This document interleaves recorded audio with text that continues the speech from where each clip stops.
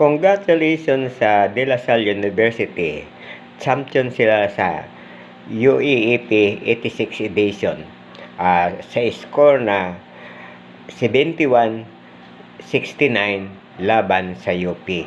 Ito ay nangyari sa third game kung saan deciding game para sa championship.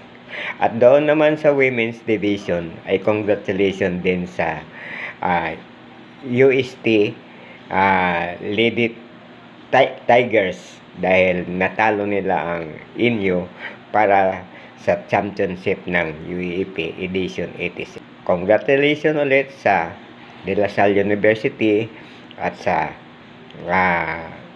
UST Glowing Tigers.